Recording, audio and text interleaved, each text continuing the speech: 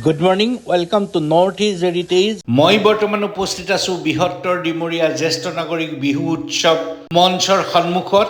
আহক আমি একেলগে বিহু উপভোগ কৰোঁ। অতি অন্তৰেৰে তেখেতক প্ৰণাম জনাইছে জ্যেষ্ঠ লোক, গতিকে আমি খুব সুখী হৈছোঁ আৰু মানপত্ৰখন আগবঢ়াব আমাৰ উপসভাপতি বৰুৱাদেৱে।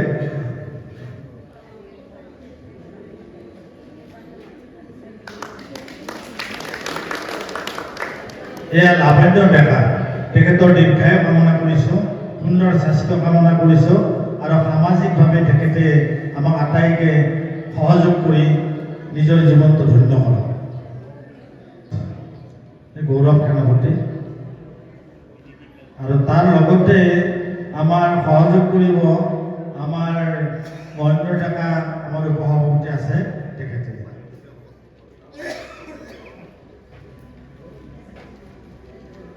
এয়া তেখেতক ভৰিছোঁ সেৱাও জনাইছে গৌৰৱ সেনাপতিয়ে।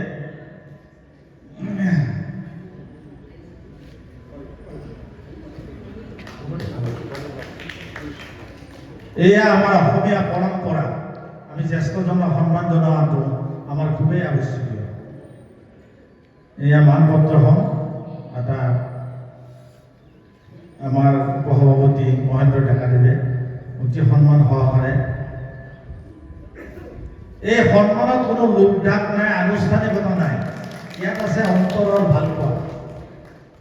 এই ভালপোৱা বেলেগত পোৱা খুব টান, মঞ্চত নাপায়।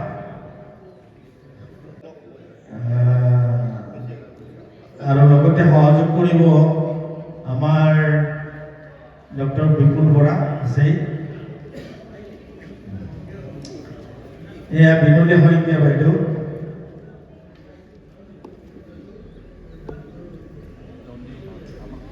এয়া ৰূপতাৰা দাস বাইদেউ অতি সন্মানেৰে সন্মান জনাইছে আৰু মানপত্ৰখন আমাক আগতে দিব সম্পাদক।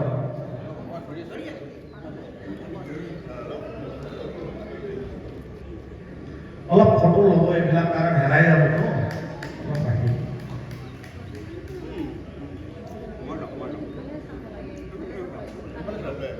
ৰাইজক নমস্কাৰ।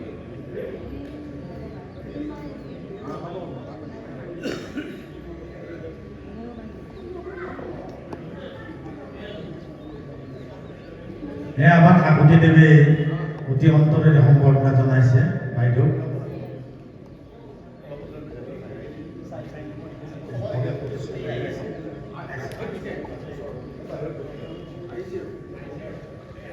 পাৰ হৈছে আমাৰ সৌভাগ্য যে বাইদেউক আমি পাইছোঁ একেলগে দুগৰাকী। গতিকে আমাৰ যি এই আন্তৰিক সম্বৰ্ধনা, এয়া ডাক্তৰ গগৈদেৱ, তেখেতে এখন ফুলাম গামোচা আগবঢ়াব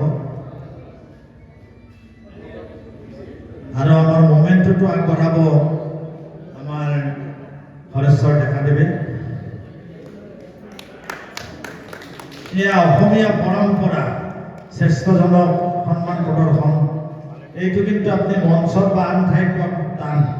এইটো আমাৰ মাজতে আছে, গাঁৱতে আছে।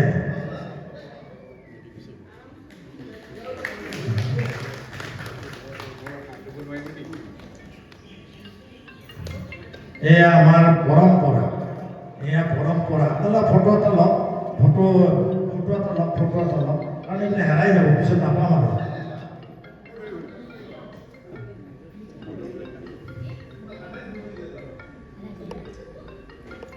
মই আটাইকে ধন্যবাদ জনাইছোঁ। আমাৰ এই সম্বৰ্ধনা অনুষ্ঠানৰ অকণমান বাকী আছে, আমি সেইটো অকণমান আমাৰ মাজত অলপ এখেতসকল অলপ ভালকৈ বহাই দিয়ক যাতে।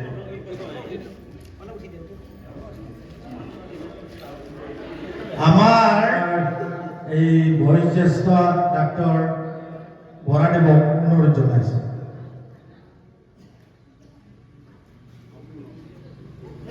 আমাৰ লেখিকা সমাৰোহ অসমৰ আমাৰ সন্মানলৈ সন্মান কঢ়িয়াই আনিছে, আমি গৌৰৱান্বিত।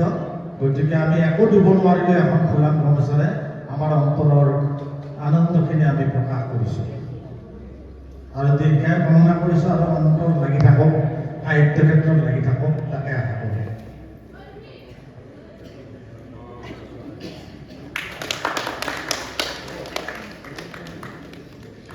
এয়া আমাৰ সম্বৰ্ধনা। আচলতে আমি সম্বৰ্ধনাতকৈ এইটো বেছি আপোন কৰি লৈছোঁ। এইটো সম্বৰ্ধনাতকৈও যদি ভাল ভাষা আছে এইটোৱে হ'ব আমাৰ, কাৰণ ইয়াত একেবাৰে অন্তৰ আছে আমাৰ। গতিকে এইখিনি কোনো আনুষ্ঠানিকতা নাই। গতিকে মই ধন্যবাদ জনাইছোঁ আপোনালোক আটাইকে। এই ক্ষেত্ৰত এটা আপোনালোকে জানেই যে আমাৰ কাৰ্যকৰী সভাপতি যিগৰাকী নেকি আমাৰ এই অনুষ্ঠানত একেবাৰে আংগাংগিকভাৱে লাগি থাকে, তেখেত হস্পিটেলাইজ হৈ আছে, কিছু ভাল পাইছে, গতিকে তেওঁ আহিব নোৱাৰিলে। গতিকে আমি ভগৱানৰ ওচৰত প্ৰাৰ্থনা জনাওঁ, আপোনালোকে অকণমান বহু সময় বহি আছে, থিয় হৈ ভগৱানৰ ওচৰত প্ৰাৰ্থনা জনাব। আৰু আমাৰ কাকতিদেৱে এইটো মৌন প্ৰাৰ্থনা নহয় কিন্তু, কাৰণ আমাৰ মানুহৰ আমি শুভেচ্ছা দিব লগা হ'লে আমি মৌন প্ৰাৰ্থনা নহয়, এইটো আচলতে আমি কিবা এটা গাব লাগিব।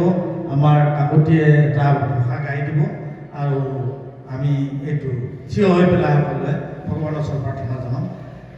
আমি 1 মিনিট নলওঁ, অকণমান কমাই ল'ম।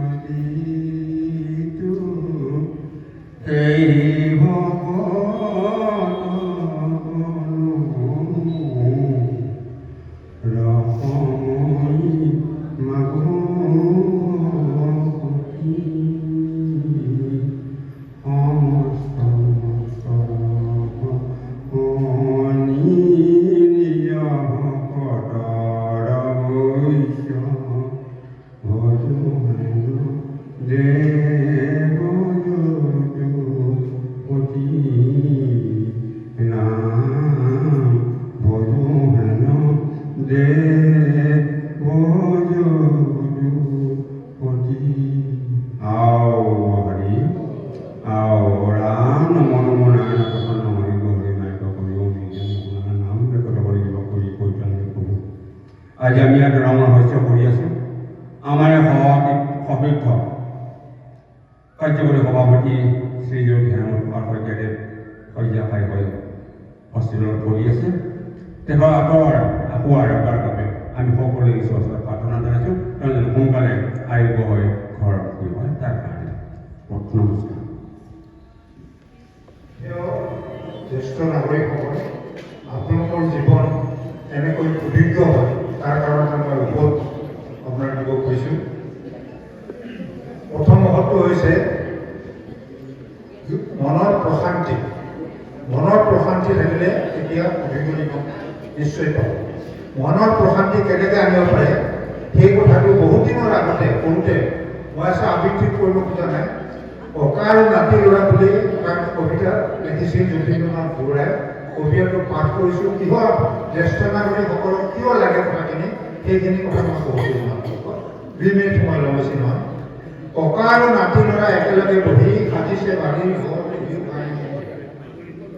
উনাটি পুৱাৰ যেন প্ৰথম কিৰণ, আনজন সন্ধিয়াৰ ভেঙুলিৰ আনজন সন্ধিয়াৰ ভেঙুলিৰ আমাৰ কথা কৈছে জ্যেষ্ঠ নাগৰিকে। হাঁহি হাঁহি পুনাটিয়ে কয় ওলাহেৰে, আজি ইয়াতে ঘৰ অতি ওলাহেৰে। থাকিব ইয়াতে মোৰ হাতী ঘোঁৰা যত, লগুৱাৰ নিজিলি আৰু ভয় বস্তু যত।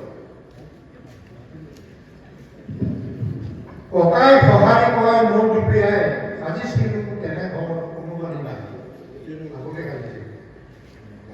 আছিল তাতে মোৰ হাতী ঘোঁৰা যত, লগুৱা লিগিলি আৰু ভয় বস্তু যত।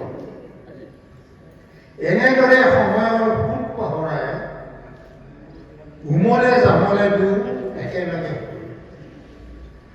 একেলগে দুয়ো মেলে হৃদয় দাপোন, ল'ৰালি কাললৈকে আপোনালোকৰ হৃদয় দাপোন মেলিব লাগিব। ল'ৰা ছোৱালীৰ লগত খেলিব লাগিব। যাৰ নাতি আছে নাতিৰ লগত খেলিব লাগিব। আৰু আপোনাৰ নিজৰ বয়সটো একেবাৰে নাতিৰ লগলৈ লৈ যাব লাগিব।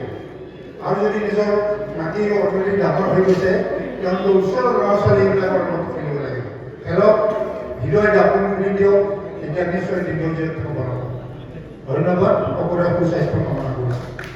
থাকিব পাৰে দোষাৰোপ আপোনালোকে এইটো ক্ষমা কৰিব।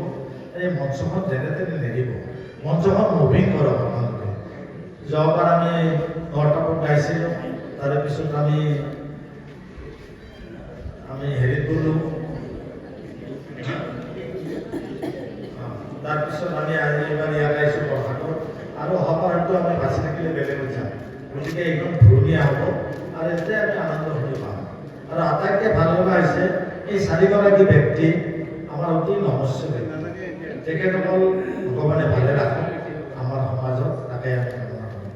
এতিয়া মই আচলতে কৈছিলোঁ যে আমি খেল আৰম্ভ কৰিম, আৰু খেল পৰিচালনা কৰাৰ কাৰণে আমাৰ মাজত মই দুগৰাকী নাম পাইছোঁ, শ্ৰীমতী লোকপ্ৰভা দাস আৰু শ্ৰীমতী অনিতা দাস। গতিকে এখেতসকল দুজনে এই মিউজিক চেয়াৰটো পৰিচালনা কৰিব, আৰু তাৰে মাজতে আমাৰ কোনোবাই গান বাদ্য ইত্যাদি কৰিব লাগিলে আমি মঞ্চখন নেৰোঁ, আমি ৰাখিম। তাৰে পিছতে কিন্তু খেলৰ পিছত আমাৰ অভিনৱ বয়সীয়াল মানুহটো দেউতাক লৈ আহিছে লগত, গতিকে তেখেতসকলে অলপমান আহাৰ গ্ৰহণ কৰিব, পৰ্যায় কৰিব, একেলগে নহয় আৰু গোটেই সভাখন শেষ কৰি নহয়, খেলৰ পিছত। গতিকে মই তাকে অনুৰোধ জনাইছোঁ। ক্লেপিং দিয়ক আপোনালোক, ক্লেপিং দিয়ক, তাত চাপৰ্ট দিয়ক আৰু ভকত অলপ। ধন্যবাদ, ভগৱানে সহায় কৰক আপোনাক। দ্বিতীয়গৰাকী হৈছে আমাৰ হেডমাষ্টাৰনী, আমাৰ শ্ৰীমতী ৰাতু ডেকা, কমলাজাৰী হাইস্কুলৰ হেডমাষ্টাৰ সকলে জানে। আৰু আমাৰো সৌভাগ্য যে আমাৰ মাজত খেল পৰিৱেশন কৰিছে, আমাৰ কাৰণে গৌৰৱ।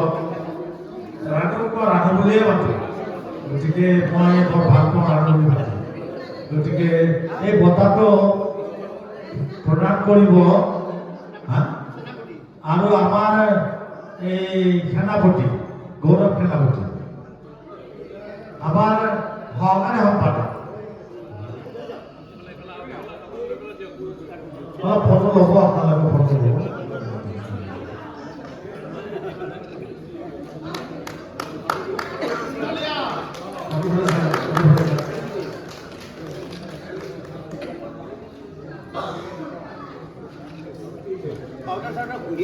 বহুত ধন্যবাদ জনাইছোঁ আপোনালোকক, দীৰ্ঘায়ু কামনা কৰিছোঁ, স্বাস্থ্য ভালে থাকক তাকে কামনা কৰিছোঁ। এতিয়া পিছৰ অতি আকৰ্ষণীয় এটা পুৰস্কাৰ, আৰু এই পুৰস্কাৰটো হৈছে টেকেলি ভঙা। এই পুৰস্কাৰটো দিবৰ কাৰণে মই আমাৰ এই মঞ্চৰ তৰফৰ পৰা আমাৰ বিজয় ডেকা আছে, বিজয় ডেকাই আৰু সহযোগ কৰিব আমাৰ মহেন্দ্ৰ ডেকাই।